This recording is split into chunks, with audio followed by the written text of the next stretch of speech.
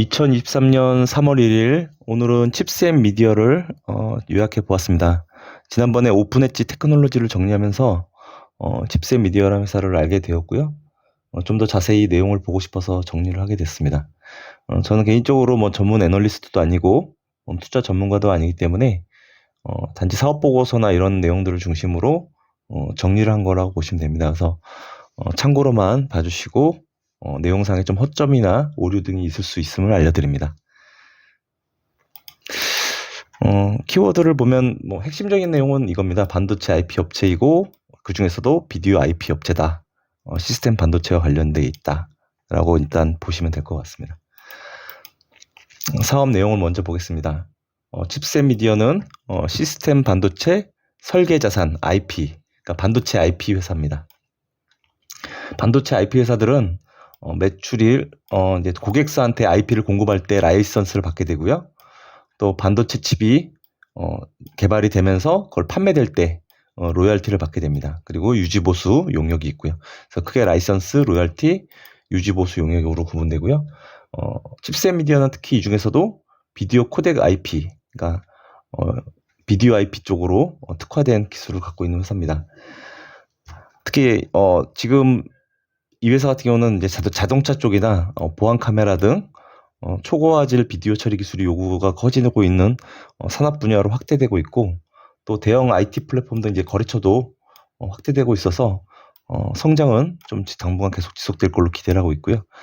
자율주행차, 클라우드, 메타버스, 최근에 유행하는 미래 기술이죠.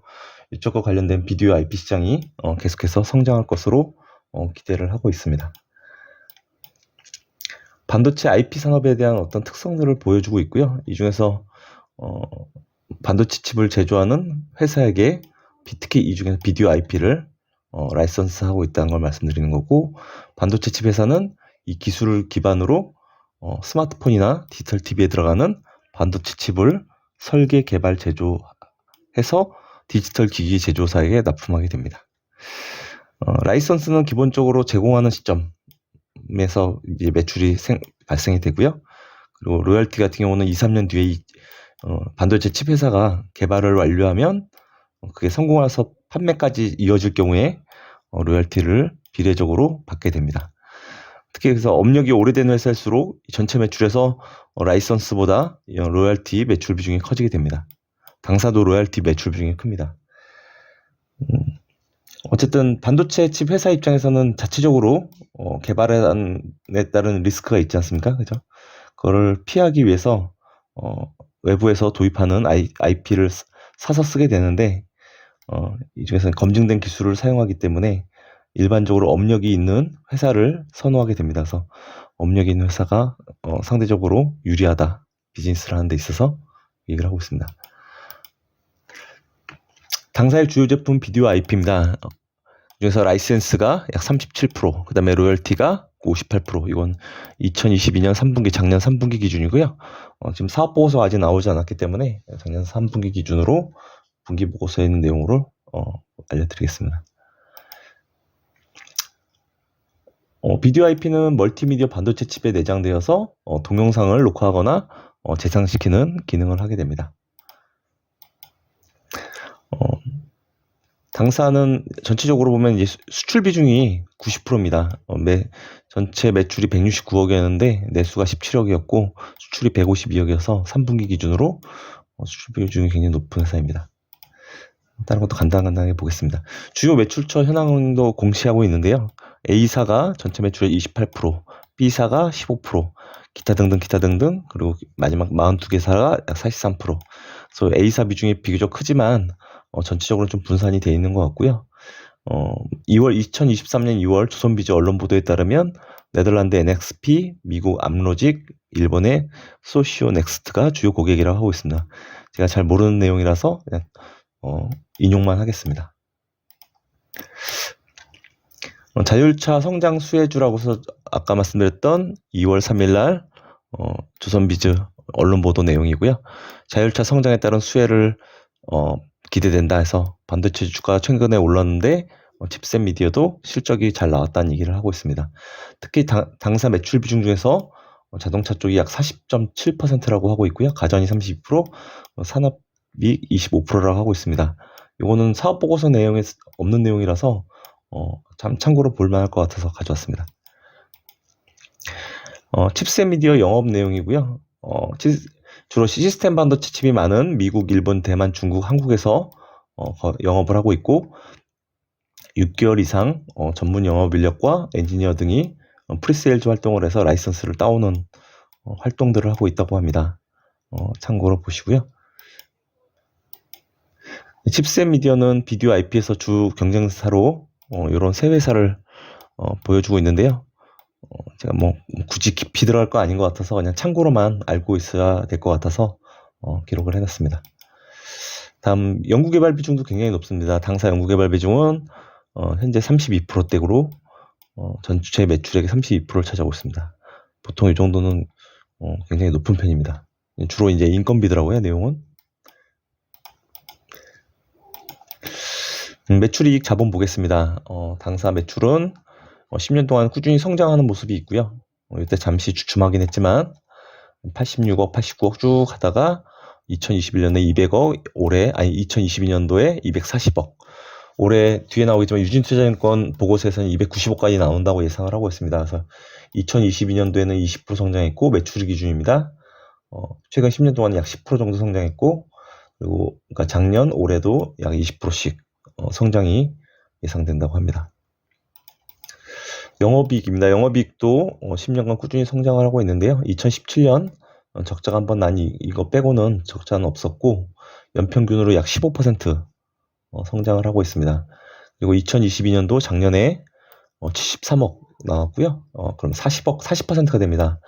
전분기 대비 40% 성장이 있었고 올해 2023년도는 유진투자증권 보고서에 따르면 약 92억 원으로 올해도 25% 정도 성장이 예상하고 있습니다. 더 재밌는 거는 영업이익률인데요. 영업이익률이 2019년도에 22%, 20년에 15%였는데 2021년도에 26%, 그리고 작년에 30%까지 나왔습니다. 올해도 30%까지 기대를 하고 있습니다. 그래서 이익률이 높다는 것은 그만큼 그 기술의 특허성, 그러니까 그걸 보여주고 있습니다. 독점성을 보여주고 있는 겁니다. 연결 대차 대조표입니다. 3분기 기준이고요. 4분기도 나왔는데 아직 사업 보고서가 안 나와서 숫자들이 다 안 나왔습니다. 그래서 3분기 걸로만 보겠습니다. 자산 규모가 작습니다. 유동자산 295억, 비유동자산 190억, 부채 100억, 자기자본 400억이 안 되는데 4분기 기준으로 400억이 넘었습니다. PBR은 5.12배고요. 부채 비율은 55%입니다. 부채 별로 없고 전체적으로 아직 사업 규모는 작은 편입니다. 시가총액이 현재 2천억 원이니까 PBR은 5배 정도 입니다. 그 다음에 2022년 4분기까지 해서 전체 실적이 나왔고요. 매출액 240억에 영업이익 73억, 당기순이익은 약 100억입니다. 그래서 매출액 대비 당기순이익 보면 굉장히 영업이익이 높은 좋은 회사로 보이고요. PER도 20배 정도이기 때문에 주가가 그렇게 비싸다고만 논할 수는 없을 것 같습니다. 네, 주가입니다. 현재 주가 25,500원이고요. 시가총액 아까 말씀드린 2천억, 1976억입니다. 아직 외국인 지분이 굉장히 낮습니다. 그래서 회사가 아직 규모가 작기 때문에 그런 것 같습니다. 그래서 회사가 규모가 매출이나 이익 규모가 커지고 주가도 올라오면서 시가총액도 커지면 외국인들이 더 많이 들어올 것 같은데 아직은 그건 아닌 것 같습니다. 일봉입니다. 최근 14,000원 부근에서 바닥을 형성했던 것 같고요. 최근 1년 동안. 그리고 지금은 분위기가 좋아졌습니다. 이게 얼마죠? 이 19,000원이네. 19,000원대 저항선도 뚫고 이번에 올라갔고요. 300일 이평선 뚫고 상승 추세에 있습니다. 그리고 52주 최고가는 23,900원이 있고요. 아직 상승 추세에 있기 때문에 앞으로 주가 흐름을 더 지켜봐야 될 것 같습니다. 월봉입니다. 이 회사는 2013년도에 이게 코넥스 가격이고요. 코넥스 때 상장이 됐고 이때 코스닥으로 이전 상장했습니다. 1,500원에 이전 상장했고요. 이게 지금 가격이 다른 거는 제가 좀 이따 보지만 무상자 2번 하면서 주가가 희석돼서 그렇습니다. 실제로는 약 4,030원 정도가 공모가였고요. 역시 근데 공모가 첫 달은 주가가 많이 빠졌었네요. 그리고 다시 쭉 올라왔습니다. 그리고 주요 변곡점은 12,000원 부근이 주요 변곡점이었고요. 주가 히스토리도 보여드렸고요. 다음에 기관 외국인 수급 동향입니다. 최근 1년 동안 보시면 다른 데보다 기관들이 눈에 띄죠. 이때부터 쭉 매수하고 있는 게 눈에 띕니다. 그래서 기관들이 사고 있는 종목이다. 숫자로 보면 칩셋 미디어 작년 3월 2일부터 올해 3월 1일까지 외국인이 누적으로 17만 주 매도했고요. 기관은 약 86만 주 순매수를 보이고 있습니다.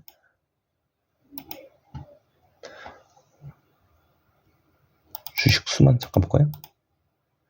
주식수가 960만 주니까 86만이 거의 10% 가까이 산 거죠. 많이 산 겁니다, 기관들이. 다음 증권사 보고서 하나 보겠습니다. 유진투자증권에서 2월 2일자 보고서가 있었고요. 4분기 리뷰 및 1분기 실적 예상치를 보여줬습니다. 일단 내용 요약해드리면 전년 동기 대비 매출은 4분기 기준입니다.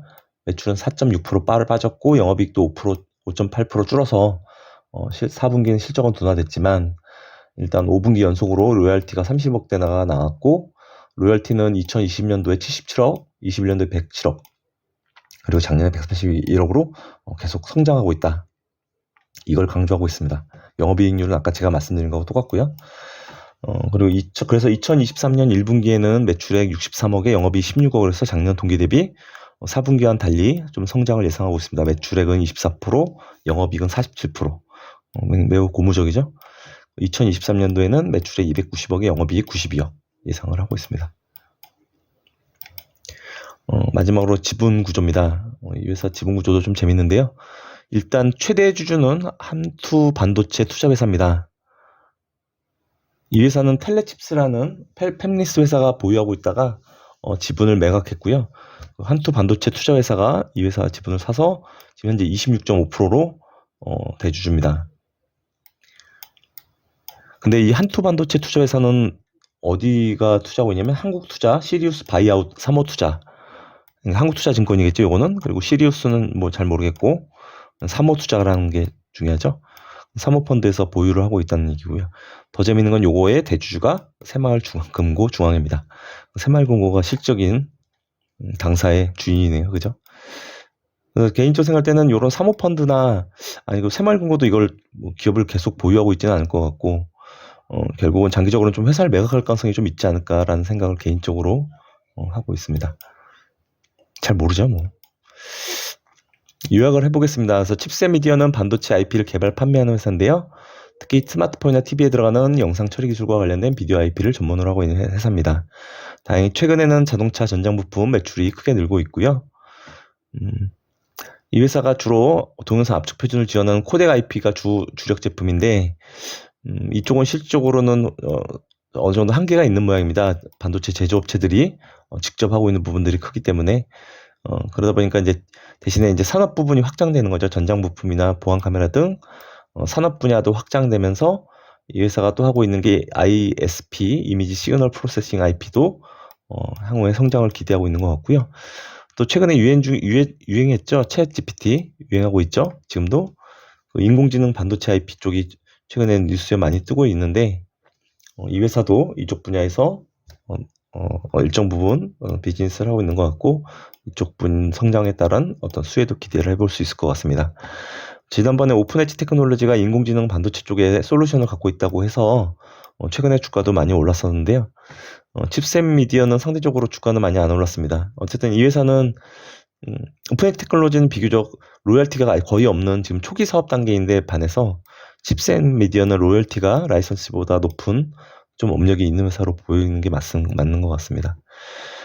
어쨌든 아직까지 매출이나 이익 규모가 크지 않은 좀 미미한 회사이기 때문에 좀 아쉬움이 있고요. 이제 최대 주주가 또 사모펀드인 걸 감안해서 돈이 많이 들어가는 높은 수준의 기술 개발을 통한 성장보다는 아무래도 향후에 M&A를 통한 기업 매각을 하지 않을까라는 생각을 해봅니다. 어디까지나 개인적인 상상일 뿐인 것 같습니다. 참고하시고요. 좋은 밤 되십시오.